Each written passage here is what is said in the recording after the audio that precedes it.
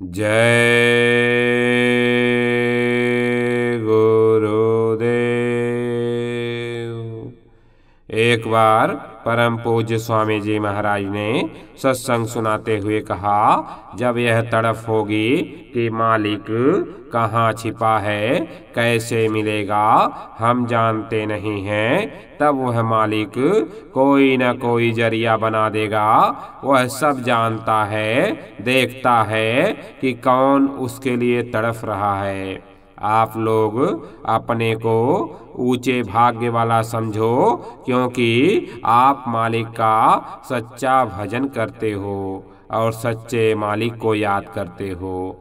आप लोग गलती मत करो। जिनको नामदान मिल गया है, दोष विकारों में फंस गए हैं, अभी समय है, माफी मांग लो। गुमसुम होकर बैठे रहोगे तो माफी होने वाली नहीं है। महात्मा चाहें तो सांसों की पूंजी को डाइवर्ट कर सकते हैं, लेकिन वह ऐसा नहीं करते, क्योंकि यहाँ के विधान को वह छेड़ते नहीं। उनके लिए कहीं किसी मुर्दे को जीवित कर देना, कहीं किसी अंधे को आंख देना इत्यादि कोई मुश्किल काम नहीं है। पर नहीं, संतों का यह मार्ग नहीं है। बच्चों, मुझे बराबर याद करते रहना। तुम कहीं भी रहो, वक्त पर मैं तुम्हारी मदद करूंगा। मैं हर वक्त हर क्षण सबको देखता रहता हूँ, चाहे वह हजारों मील की दूरी पर क्यों ना हो। जो छोटे हो गए, दीन बन गए, वो पार हो गए। जो मोटे रहे, अकड़ में रहे, उनको कुछ भी नहीं मिला। सुमरन, ध्यान और भजन नियम से रोज रोज करो। वैसे करने धरने वाले तो महापुरुष ही होते हैं, लेकिन निमित्त पात्र तो तुम्हें बैठना ही चाहिए। साधन भजन तो निमित्त है। भजन से ही मन महीन होगा और दुख तकलीफें जाएंगी।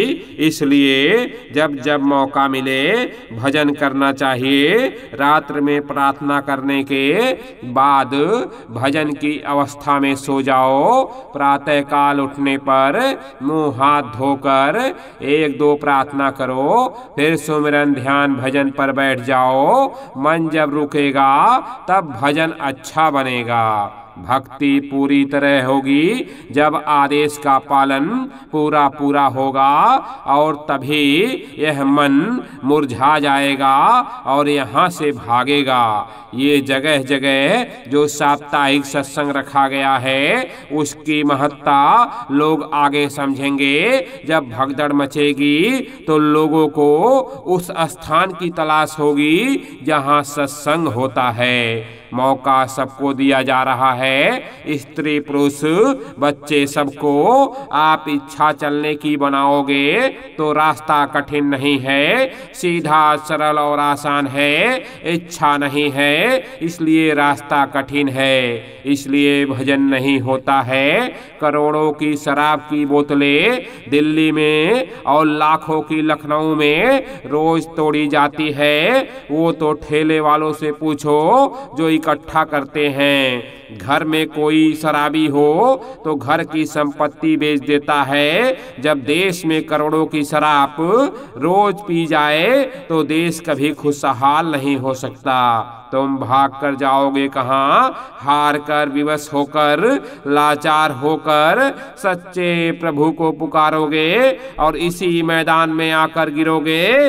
भजन रोज करो। जिस प्रकार खाना रोज खाते हो, पानी पीते हो, उसी प्रकार भजन नित्य नियम से करना चाहिए। अंत समय में भजन ही तुम्हारा साथ देगा। काम और क्रोध पर विजय पाना सच्ची बहादुरी है। अनेक ऋषि मुनि इस मैदान में हार गए। सच्ची मुक्ति प्राप्त करने के लिए काम और क्रोध का परित्याग करना जरूरी है। ऐसा होने पर ही नाम की, शब्द की साधना में सफलता प्राप्त हो सकती है। महापुरुषों की वाणी को समझना चाहिए। आए एक ही देश से, उतरे एक ही घाट, हवा लगी संसार की, हो गए 12 बाट।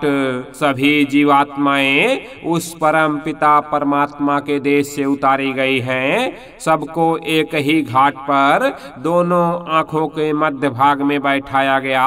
समय के साथ संसार की हवा, कर्मों का फल और कल्पित पंथ के फल स्वरूप बाहर रास्ते हो गए।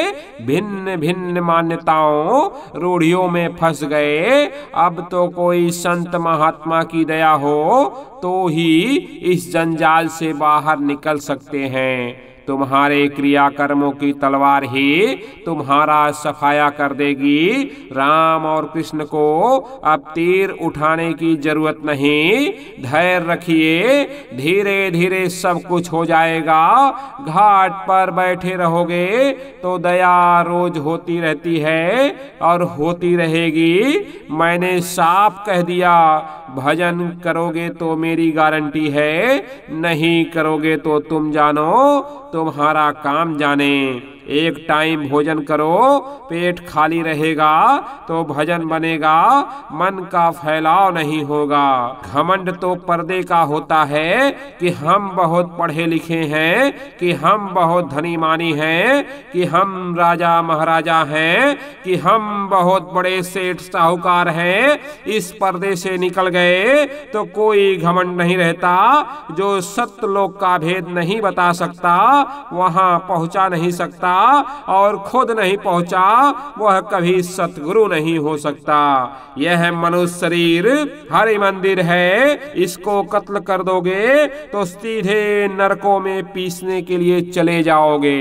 नरकों में बड़ी यातनाएं दी जाती हैं। जीवित पशुओं तथा अन्य जीवों, पंछी आदि को मारना बहुत बड़ा पाप है। इसकी बहुत बड़ी सजा दी जाती है। दूध, फल, सब्जी का सेवन करें, किसी पशु पक्षी का मांस मुर्दा ना खाएं। सेवक कहलाने का कौन अधिकारी है जो गुरु से प्यार करता है? गुरु के ऊपर पतंगे की भांति कुर्बान है। जो गुरु के बगैर बेचैन है, उसे गुरु की हर चीज फूल की भांति सुगंधी देती है। जिस माँ ने तुम्हें पैदा किया, तुम्हारा मलमूत्र धोया, तुम अबोध थे, हर तरह से तुम्हारी सेवा की, पाला पोसा, और जब तुम बड़े हो गए और तुम्हें उनकी सेवा करने का मौका आया तो आप उसको डंडा दिखाकर भगाने लगे। इतना भी नहीं, अपना फर्ज निभाया तो क्या करोगे? सत्संग का क्या असर तुम्हारे ऊपर?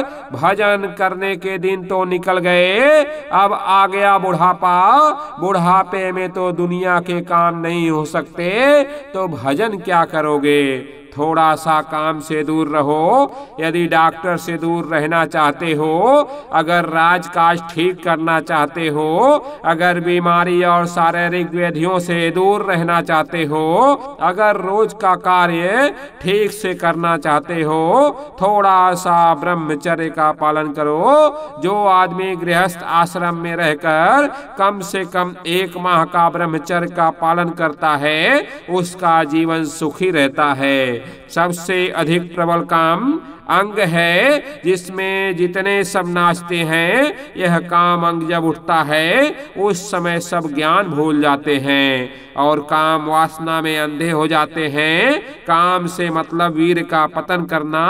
यह अंग गुरु कृपा से जाएगा। जय गुरुदेव।